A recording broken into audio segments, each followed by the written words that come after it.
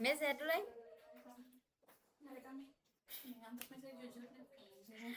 Assalamualaikum warahmatullahi wabarakatuh. Perkenalkan, nama saya Yusri dengan NIM 23650101. Di sini saya akan menjelaskan apa ya?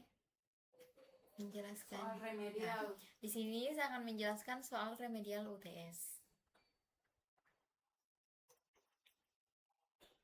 Yang pertama yaitu apa yang dimaksud dengan Big Data. Big Data adalah kumpulan data yang jumlahnya sangat besar, terus bertambah setiap saat, dan memiliki berbagai macam jenis data sehingga tidak bisa diolah menggunakan cara atau komputer biasa saja.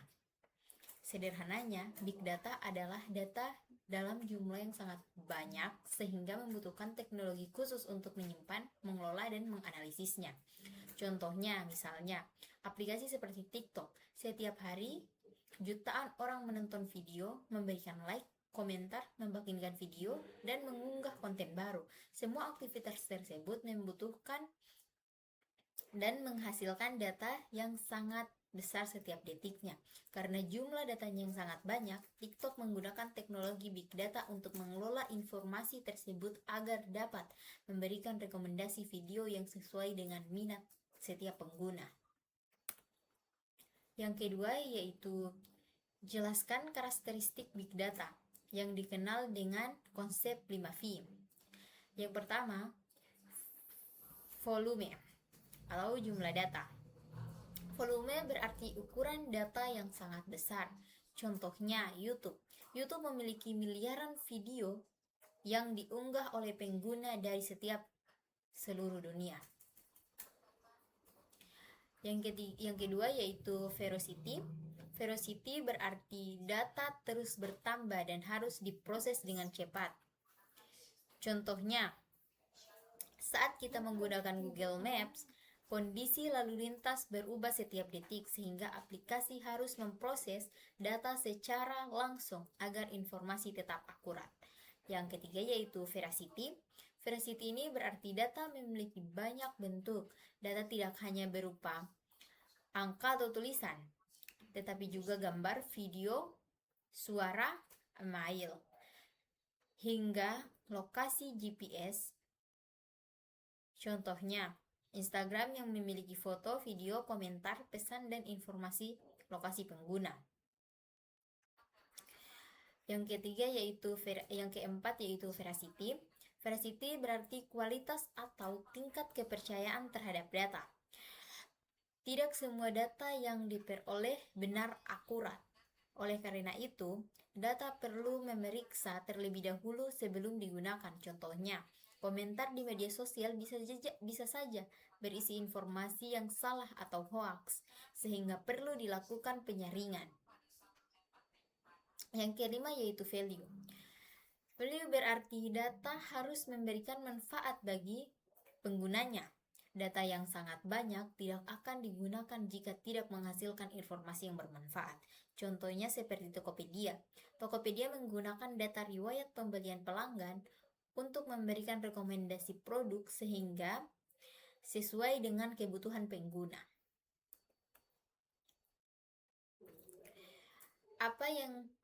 Nomor 3 yaitu apa yang dimaksud dengan arsitektur Big Data.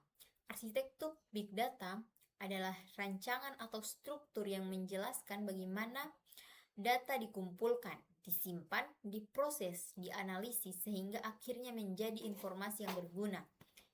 Sederhananya arsitektur Big Data adalah alur kerja sebuah sistem dalam mengelola data dalam jumlah besar.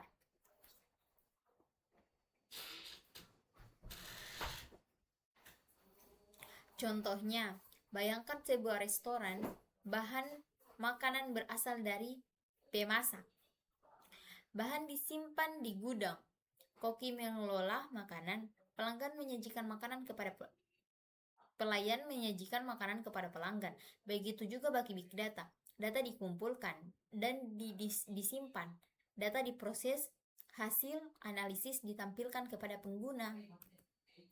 Yang keempat yaitu data analisis dan visualisasi. Hasil pengolahan data disampilkan dalam bentuk laporan, grafik, atau dashboard agar mudah dipahami. Contohnya, dashboard penjualan yang menunjukkan produk paling laris setiap bulan. Jelaskan perbedaan antara penyimpanan terpusat dan penyimpanan terdistribusi. Sabar ya, sampai dia tidak terekam ini. Menit 15.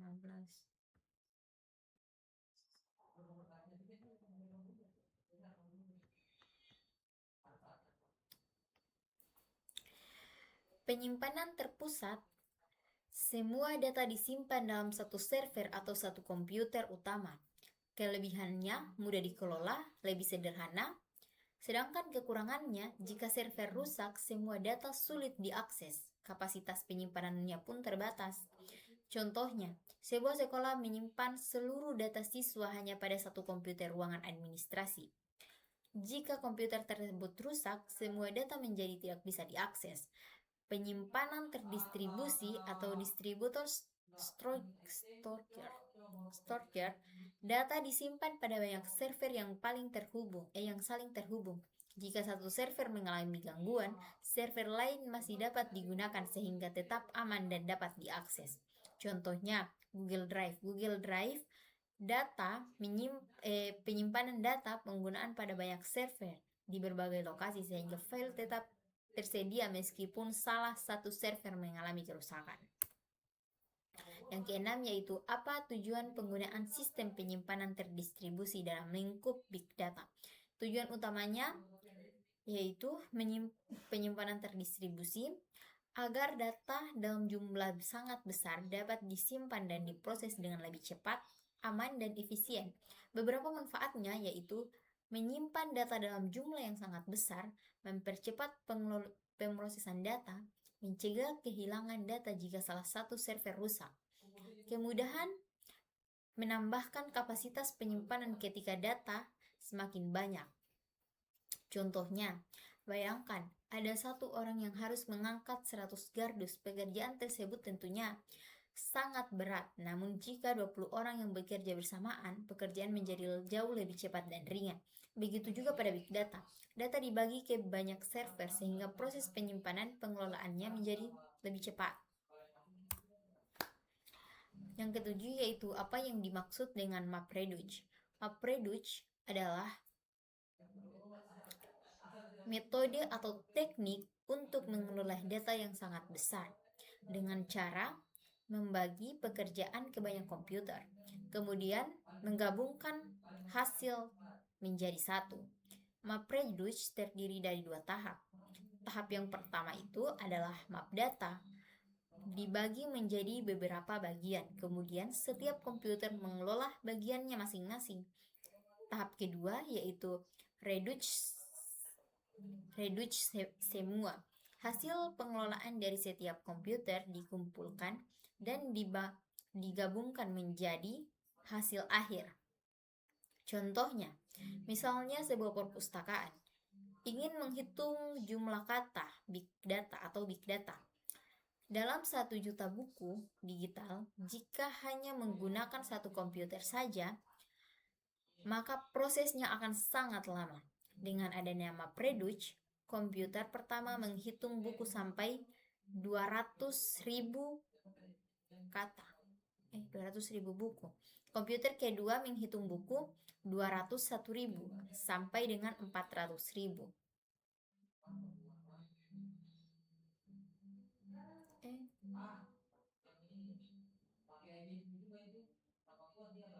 Tidak.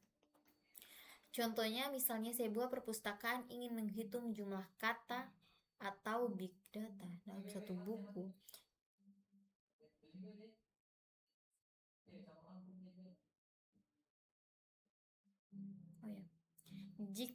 Contohnya misalnya sebuah perpustakaan ingin menghitung jumlah kata dalam satu buku digital. Jika hanya menggunakan satu komputer, prosesnya akan sangat lama. Dengan MapReduce, komputer pertama menghitung buku 1 sampai 200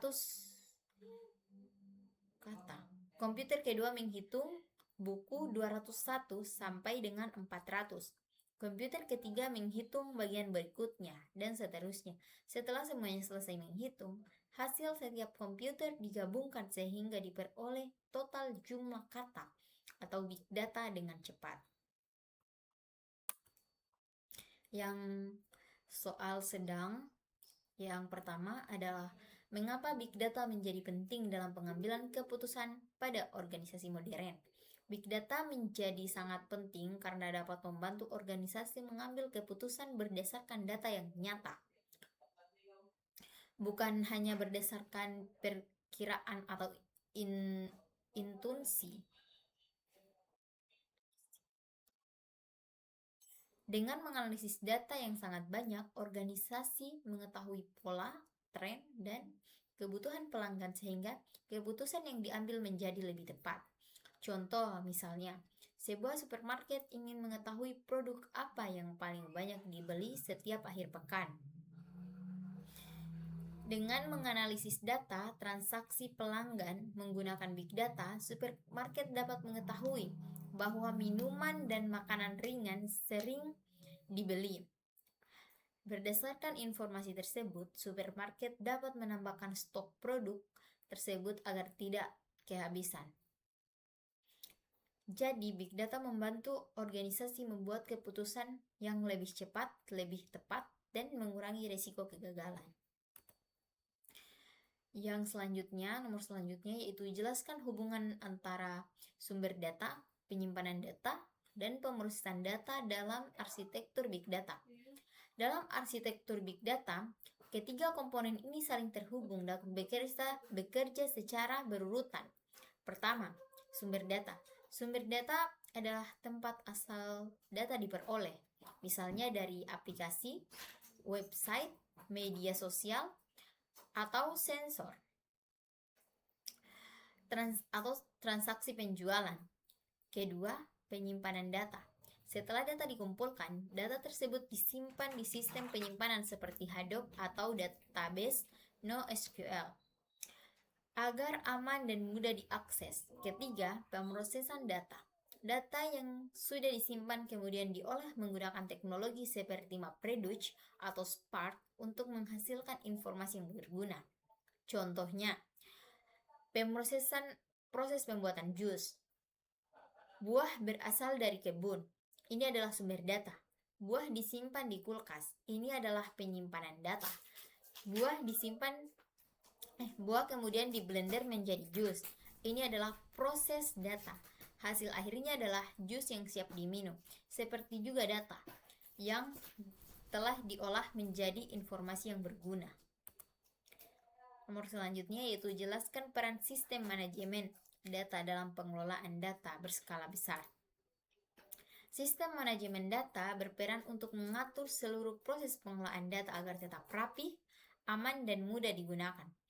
Tugasnya meliputi penyimpanan data, mengatur akses penggunaan, menjaga keamanan data, melakukan pencarian data, hingga memastikan data tetap konsisten. Tanpa sistem manajemen data, data yang jumlahnya sangat besar akan sulit dicari, mudah hilang, dan sulit dikelola. Contohnya, bayangkan sebuah perpustakaan yang memiliki jutaan buku. Jika semua buku diletakkan secara acak, tentu akan sulit menemukan buku yang dicari. Namun, jika semua buku disusun berdasarkan kategori dan nomor rak, maka buku dapat ditemukan dengan cepat. Begitu juga sistem manajemen data yang mengatur data agar mudah ditemukan dan digunakan. Jelaskan alur kerja MapReduce mulai dari data input hingga menghasilkan output. MapReduce bekerja melalui beberapa tahap. Tahap pertama adalah input. Input yang sangat besar dimasukkan ke dalam sistem. Misalnya jutaan data transaksi penjualan. Tahap kedua adalah map. Data dibagi menjadi bagian kecil, lalu setiap komputer mengelola bagiannya masing-masing secara bersamaan. Tahap ketiga adalah sort atau sort. Hasil dari proses map dikelompokkan berdasarkan kategori yang sama agar mudah diproses. Tahap keempat adalah reduce. Setiap kelompok dapat kemudian digabungkan dan dihitung untuk menghasilkan informasi akhir. Tahap terakhir yaitu output. Hasil pengelolaan disimpan atau ditampilkan dalam bentuk laporan. Contoh misalnya, ingin menghitung jumlah penjualan setiap produk. Data transaksi dibaca. Setiap komputer menghitung bagian data. Hasil yang memiliki nama produk sama dikumpulkan. Total penjualan setiap produk dihitung. Kemudian muncul laporan produk yang paling banyak terjual. Jelaskan alasan Spark mampu memproses data lebih cepat dibandingkan pendekatan pemrosesan berbasis disk tradisional. Spark lebih cepat karena bagian besar prosesnya dilakukan di dalam memori komputer atau RAM, bukan terus-menerus membaca dan menulis data ke hard disk, karena akses ke RAM jauh lebih cepat dibandingkan hard disk. Proses pengolahan data menjadi lebih singkat. Selain itu, Spark juga mampu memproses banyak data secara bersamaan menggunakan komputer. Contohnya, bayangkan 2 orang sedang belajar. Orang pertama selalu membuka buku setiap kali ingin menjawab soal, sedangkan orang kedua sudah menghafal materi sehingga mengingat isi pelajarannya. Tentu orang kedua dapat menjawab lebih cepat. Begitu juga Spark yang menyimpan data di memori sehingga tidak perlu terus-menerus mengambil data dari hard disk. Soal yang paling sulit yang pertama yaitu analisis dampak yang mungkin terjadi apabila sebuah organisasi tetap menggunakan sistem penyimpanan tradisional untuk mengelola data dalam skala big data. Jika organisasi tetap menggunakan penyimpanan tradisional, akan muncul beberapa masalah. Yang pertama, proses pengolahan data menjadi sangat lambat karena semua data diproses oleh satu server. Yang kedua yaitu kapasitas penyimpanan cepat penuh, sehingga sulit untuk menampung data yang terus bertambah. Yang ketiga yaitu jika server mengalami kerusakan, seluruh data bisa hilang dan tidak bisa diakses. Keempat yaitu biaya peningkatan kapasitas server menjadi semakin mahal. Akibatnya, organisasi menjadi lebih lambat dalam mengambil keputusan dan kalah bersaing dengan organisasi lain yang mudah menggunakan teknologi di big data. Contohnya, bayangkan sebuah toko online dengan jutaan transaksi setiap hari, tetapi semua data hanya disimpan di dalam satu komputer saja. Komputer tersebut akan bekerja sangat berat. Prosesnya juga menjadi lambat, bahkan jika mengalami gangguan saat banyak pengguna yang mengaksesnya. Selanjutnya yaitu evaluasi peran Hadoop dalam mendukung penyimpanan dan pemrosesan data pada lingkungan terdistribusi. Hadoop memiliki peran yang sangat penting dalam big data karena mampu menyimpan dan mengelola data dalam jumlah yang sangat besar menggunakan banyak komputer sekaligus.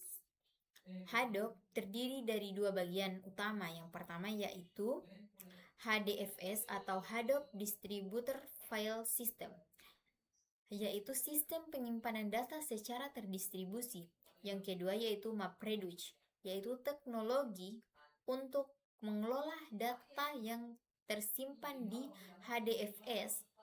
Keunggulan Hadoop adalah mampu menyimpan data dalam jumlah besar, mudah menambahkan kapasitas penyimpanan, dan dapat bekerja meskipun salah satu komputer mengalami kerusakan.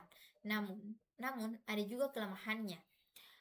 Proses pengolahan data bisa lebih lambat dibandingkan Spark karena Hadoop memiliki banyak menggunakan hard disk. Contoh, bayangkan sebuah gudang besar yang memiliki banyak ruangan penyimpanan. Jika satu ruangan mengalami kerusakan, barang masih tersedia di ruangan lain, sehingga pekerjaan tetap berjalan. Begitulah cara Hadoop bekerja.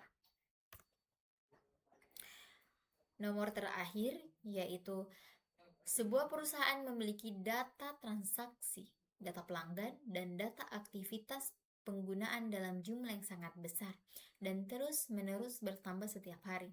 Jelaskan bagaimana konsep Big Data, arsitektur Big Data, sistem penyimpanan data besar, MapReduce, Hadoop, dan Spark dapat digunakan secara terpadu untuk mengelola data tersebut.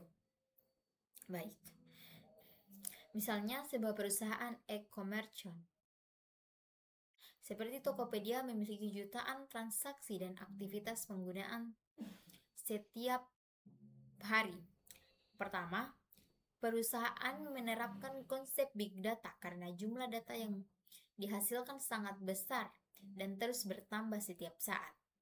Selanjutnya, digunakan arsitektur big data untuk mengatur alur pengelolaan data, mulai dari pengumpulan data, penyimpanan, pengelolaan, hingga menghasilkan informasi yang bermanfaat. Untuk menyimpan data dalam jumlah besar, digunakan sistem penyimpanan terdistribusi seperti Hadoop, sehingga data dapat disimpan di banyak server dan tetap aman jika salah satu server mengalami gangguan. Kemudian, MapReduce digunakan untuk membagi pekerjaan pengelolaan data ke banyak komputer sehingga proses analisis menjadi lebih cepat dibandingkan jika hanya menggunakan satu komputer saja. Jika perusahaan membutuhkan analisis lebih cepat, misalnya untuk memberikan rekomendasi produk secara langsung kepada pelanggan, maka digunakan Spark. Spark memproses data di memori atau RAM, sehingga hasil analisis dapat diperoleh dalam waktu yang jauh lebih singkat.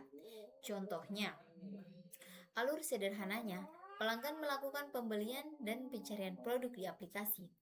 Semua aktivitas tersebut menjadi big data. Data dikumpulkan melalui arsitektur big data. Data disimpan di Hadoop atau HDFS yang tersebar di banyak server. MapReduce digunakan untuk menghitung total penjualan dan menganalisis pola pembelian. Spark digunakan untuk menganalisis data secara cepat sehingga sistem data langsung memberikan rekomendasi produk kepada pelanggan.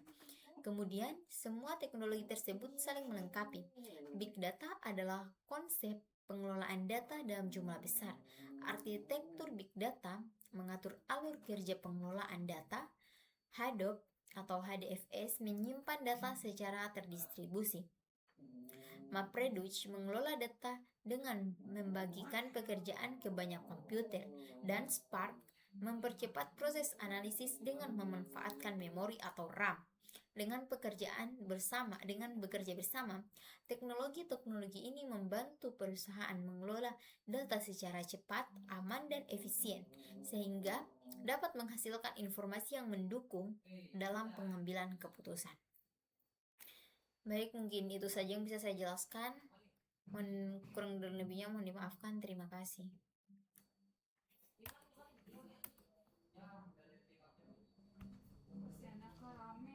Kenapa?